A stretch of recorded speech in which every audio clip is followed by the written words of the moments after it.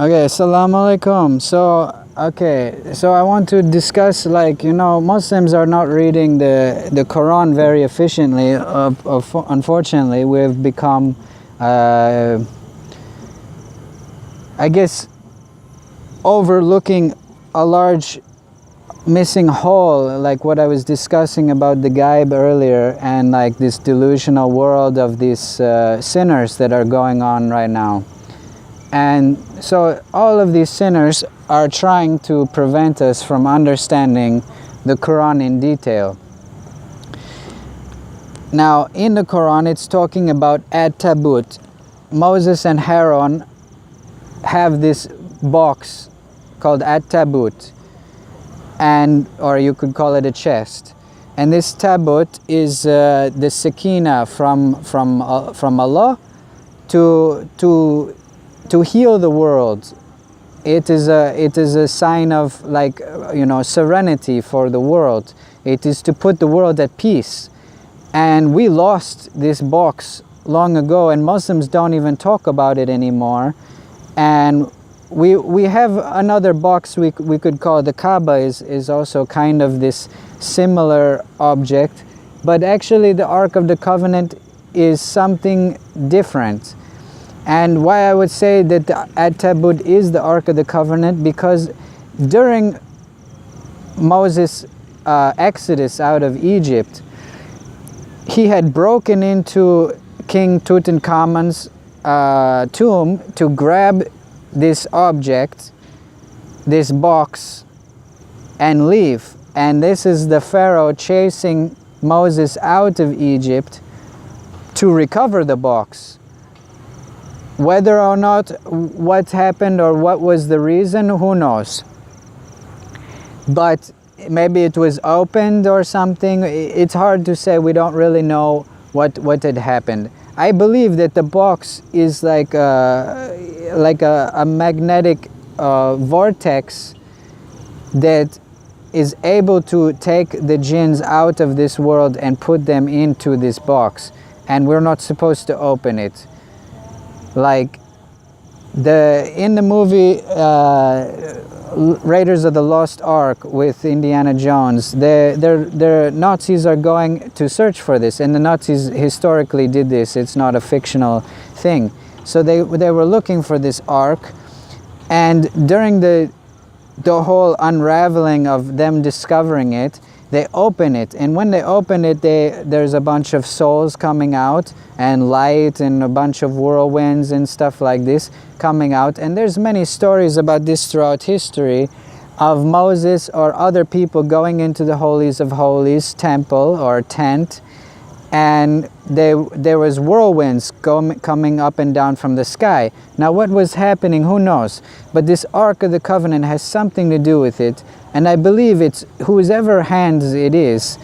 If it is opened, it could release this sort of destructive force, this sinning, demonic world that is coming out, that we can see all around us in the MTV music awards. All these people with pyramids and paganism and they're dressing up like Ishtar and like Isis and all these kinds of things.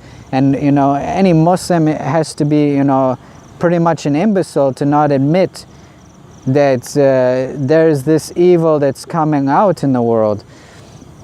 So this Tabut, this box, I believe that we have to find it and locate it as a worldwide mission to prevent it from being opened.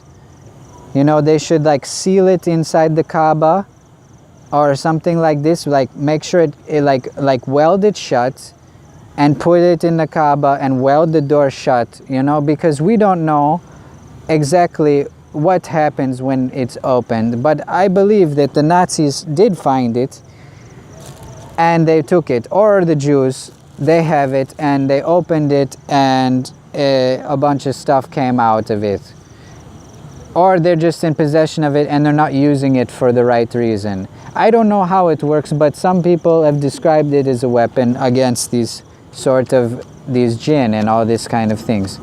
So I think it's important for the world to understand that this is going on, and that we need to really see that this at Tabut is really important. Now we could make one, and I've heard that like to make one it is like 1.5 cubic meters high and width, like the golden rectangle. It's built on the golden rectangle dimensions, and it's made of acacia wood encased in both sides with gold, and then the top is covered with gold with 2 cherubs on top, which are kind of like what you call like a transistor, like an electrical magnetic like a battery of some sort, like a I don't know what you call it, like a certain sort of like a Tesla transistor sort of thing, where they're able to gather energy from the dimensions of this box with these cherubs at the top, like not touching each other, but you can see illustrations of it. And there has been times where they said that there was other prophets or people in the house of the prophets, the lineage, and they were making these also, you know, as like a weapon, I believe, because you know it says that a sekina, meaning that this box is like really important, and the Nazis were like not like some strange group of people that people think like they just only had one mission to conquer their enemy. No, they were trying to dominate the 1,000-year Reich. They wanted eugenics. They wanted people to be all of one race. These are not normal war type of people. They worship the black sun, which I think is Nibiru, planet X, which could be the Nephilim, the Jalut planet of Goliath. All of these people, I believe that they are kind of like working together, and they have like successfully confused us enough to where we don't even question what happened to the Ark of the Covenant, the Holy Grail, the artifacts that they were going after, the gold. You know, like they were going after artifacts, the historical artifacts, the spear of destiny that killed Jesus. They were looking for these artifacts because they said they wield power.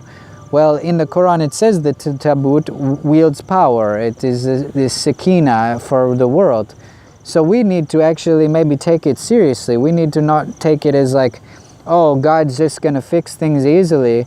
No, maybe we're supposed to, you know, beat science with science itself.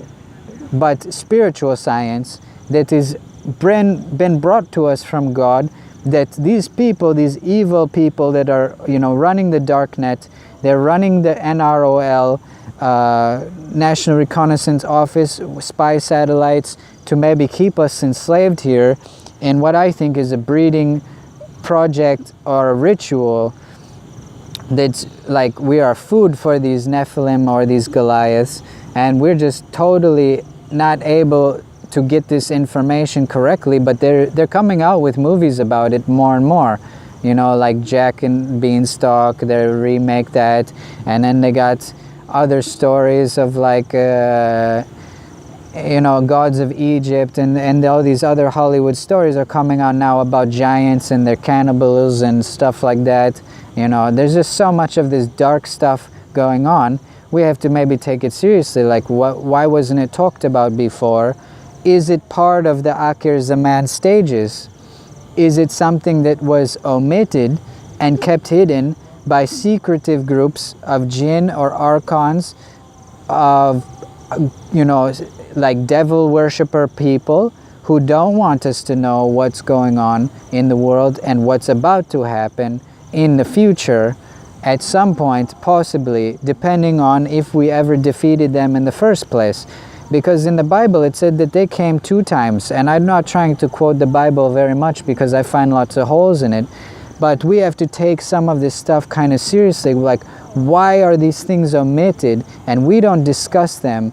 And Akhir Zaman and the Hadiths and everything are omitting them, and there's all these unanswered questions. Why did the people go in the cave and sleep for 300 years? How is that possible? What was going on?